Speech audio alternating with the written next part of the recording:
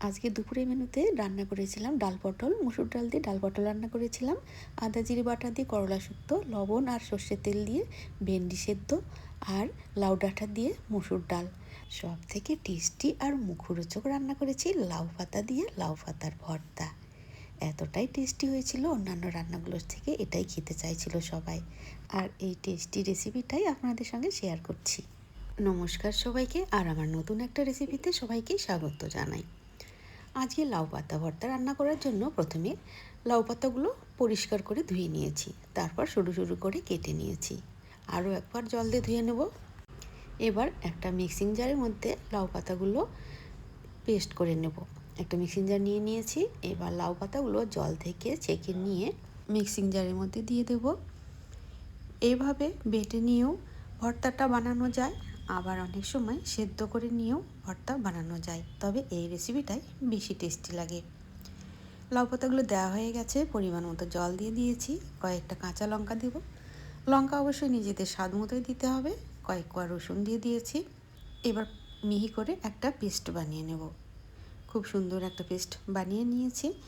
গ্যাসে একটা কড়াই বসিয়ে দিয়েছি, কড়াইয়ের মধ্যে তেলও দিয়ে দিয়েছি। এবার তেলের মধ্যে দিয়ে দেবো পরিমাণ মতো কালো জিরে। তেলটাও গরম হয়ে গেছে, এবার ওর মধ্যে কালো জিরেটা দিয়ে দিয়েছি, কয়েকটা লঙ্কাও দিয়েছি। এবার পেস্ট করে রাখা লাউ পাতাগুলো ওর মধ্যে দিয়ে দেবো। এবার গ্যাসের ফ্লেমটা লোতে রেখেই এই রান্নাটা করে নেব। গ্যাসের ফ্লেমটা লোতে রেখে রান্নাটা করে নিলে পাতার রঙটা যেমন সবুজ, ঠিক তেমনই সবুজ থাকে। পরিমাণ মতো লবণও দিয়ে দিয়েছি, একটু সর্ষের তেলও দিয়েছি। এবার গ্যাসের ফ্লেমটা লোতে রেখেই পাতাগুলো রান্না করতে থাকবো।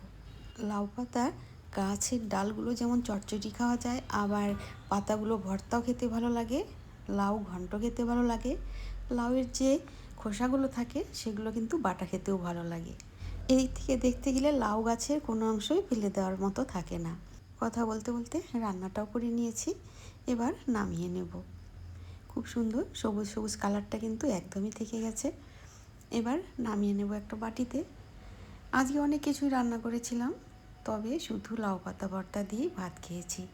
এবার খাবারের থালাটা সাজিয়ে নেব। অন্যান্য সব সবজি রান্না করেছি, সেগুলো থালাতে সাজিয়ে দিয়েছি। এবার দিয়ে দেবো লাউ পাতা ভর্তা। অন্য সব সবজির তুলনায় লাউ পাতা ভর্তাটাই আজকে বেশি টেস্টি হয়েছিল, আর আমি ওইটা দিয়েই ভাত খেয়েছি। সবাই পছন্দ করেছে। তবে আপনাদের কেমন লাগলো অবশ্যই জানাবেন। আপনারা কোন রেসিপিতে লাউ পাতা ভর্তা রান্না করেন সেটাও শেয়ার করতে ভুলবেন না। আর আমার রেসিপি যদি ভালো লেগে থাকে একটা লাইক করার অনুরোধ রইল। সবাই ভালো থাকবেন, সুস্থ থাকবেন। ধন্যবাদ।